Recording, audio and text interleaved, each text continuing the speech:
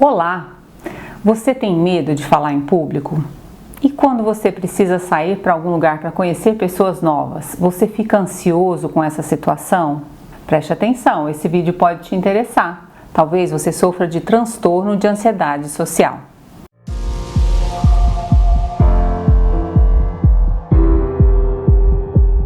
Hoje eu quero conversar um pouquinho com você sobre esse transtorno que é um dos que mais acometem as pessoas. O que é transtorno de ansiedade social? É uma sensação de medo muito grande e de muita ansiedade em situações onde as pessoas acreditam que possam estar sendo avaliadas. Quem sofre do transtorno de ansiedade social tem sempre na mente dele que os outros vão achar que ele é estúpido, que ele é burro, que ele pode estar mostrando para todo mundo que está ansioso. Então tem algumas pessoas que transpiram a mão, elas evitam pegar na mão de outras pessoas porque acredita que todo mundo está percebendo que ela está ansiosa e se ela pegou na mão da outra pessoa vai perceber.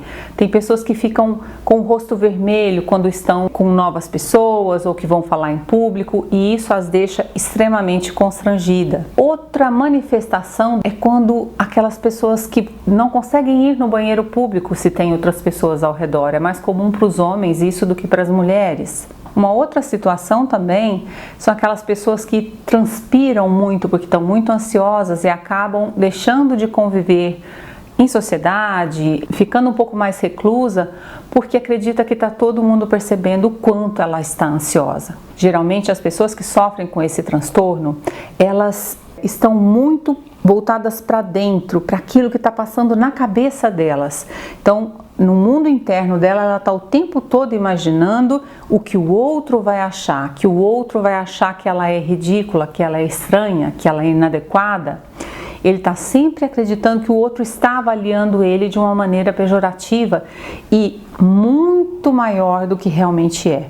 Outra tendência que as pessoas que sofrem com esse transtorno têm é de evitar, é o comportamento de evitação. As pessoas começam a evitar falar em público porque sabem que vão ficar muito ansiosas com aquilo. Então elas desenvolvem uma série de comportamentos, fazem escolhas na vida baseadas naquela emoção, naqueles pensamentos que levam ela a ter aquela ansiedade, aquele medo imenso. Esse transtorno geralmente começa na infância, entre 8 e 15 anos já na adolescência.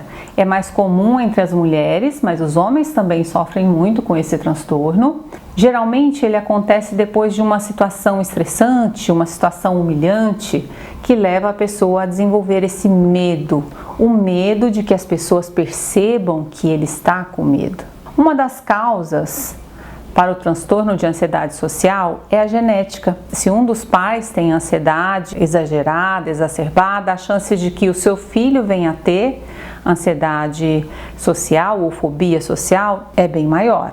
Outra coisa importante a respeito desse transtorno é que ele pode ter graus diferentes. Algumas pessoas sentem uma ansiedade antecipatória antes do evento acontecer. Por exemplo, uma pessoa que vai precisar falar em público, antes de falar em público ela sofre por uma semana, um mês e se prepara bastante para poder falar, mas aquele pensamento está sempre presente. Já outras pessoas podem chegar a ter ataque de pânico de tanta ansiedade relacionada a um determinado evento. Pessoas que sofrem desse transtorno acabam desenvolvendo uma rotina de vida muito limitante e muito solitária. Então, quais são as consequências? Por que é tão sério? Por que é tão importante que você conheça sobre esse transtorno e que as pessoas procurem tratamento? Porque a ansiedade social, ela pode impedir que as pessoas sejam felizes em relação ao seu trabalho. Muitas pessoas deixam de escolher determinadas profissões porque sabem que naquela profissão vai ter que se expor, vai ter que falar e ela tem muito medo de fazer isso. Outra consequência são o desenvolvimento de outros transtornos relacionados à ansiedade. Agora há pouco eu dei o exemplo de que uma das manifestações pode ser um ataque de pânico. Em outros vídeos eu já contei para você que se a partir de um ataque de pânico é possível que a pessoa desenvolva a síndrome do pânico.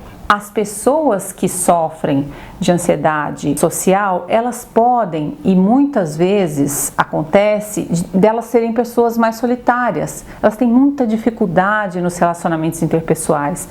Principalmente para os homens, é muito difícil chegar numa garota, namorar com uma garota, quem dirá se casar. E quando se casam, geralmente são pessoas que têm menos filhos, e geralmente são pessoas que se divorciam mais, porque tem muita dificuldade de expressar o que sente, o que acha, o que pensa. Outro prejuízo que esse transtorno traz para a vida da pessoa é que as crianças geralmente têm mais dificuldades de aprendizagem na escola.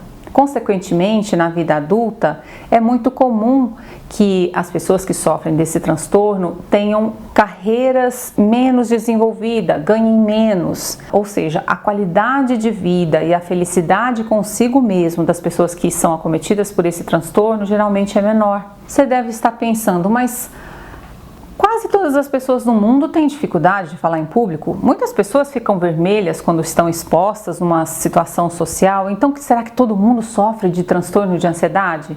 Não. Na realidade, para se diagnosticar se é um transtorno de ansiedade ou não, se é simplesmente timidez, é necessário que a gente observe que esse transtorno acompanha a pessoa por no mínimo 6 meses. O medo, a esquiva, a fuga de enfrentar aquelas situações ansiosas, elas interferem na rotina da pessoa. Esse também é mais um dos critérios diagnósticos para se diferenciar se essa pessoa tem um transtorno ou não. É preciso que o prejuízo na vida profissional, na vida pessoal, nas relações interpessoais seja realmente significativo para essa pessoa, a ponto de causar um sofrimento efetivo. Ou seja, não é simplesmente, vou apresentar meu TCC, minha monografia, e aí estou muito ansioso e por isso eu fico ruborizado ou então fico tremendo. A maior parte das pessoas sentem isso. As pessoas que têm esse transtorno, elas sentem isso constantemente. Quando elas vão num restaurante, elas têm que escolher a mesa que elas vão sentar. Quando elas vão falar com pessoas no ponto de ônibus e elas têm que se manifestar.